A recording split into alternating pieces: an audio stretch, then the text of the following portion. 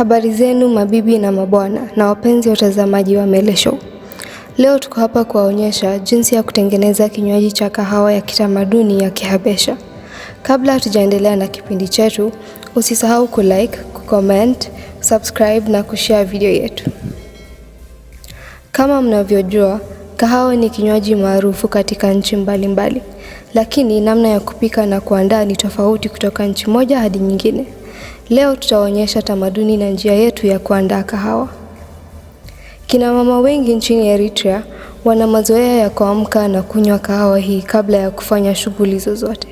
Katika nyumba nyingi, kahawa hii si kinywaji tu, bali ni nia nzuri ya familia na majirani, iwe Wakristo ama Waislamu, kuungana na kufurahikia pamoja. Kwa hivyo, kahawa ni njia ya kuonyesha upendo kikwetu. Hivyo basi, hivi ndivyo tunavyotayarisha vitu vya kupikia kahawa. Kwanza tunachukua konde za kahawa kiasi tutakacho, kisha tunaweka kwenye chombo cha meshrafet ili kuondoa konde zozote mbovu za kahawa. Alafu tunazichoma kama unavyoona.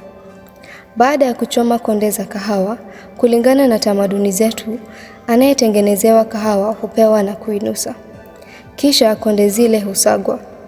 Katika nchi nyingi, watu hutumia kisagio cha stima, lakini sisi Wahabesha hutumia kinu na mchi ili kusaga.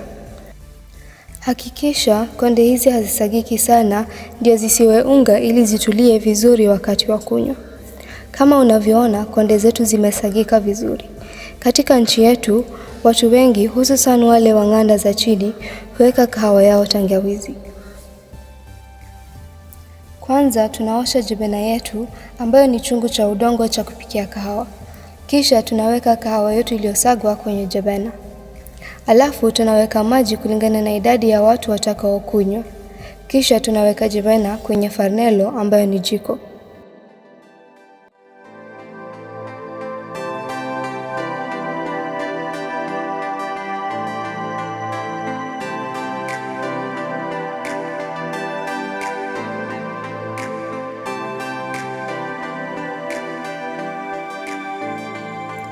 Baada ya kutokota na kuiva kahawa yetu, tunaweka jibena wima ili kahawa itulie, na tunaweka leaf ili isiwe haraka.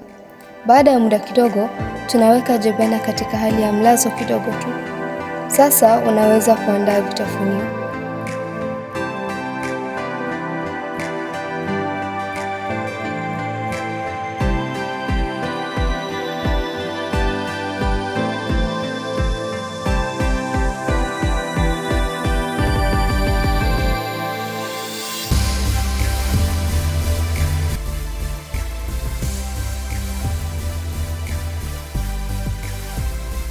Kahawa huandaliwa mara 3 maarufu kama Awel, Kal-80 na Baraka.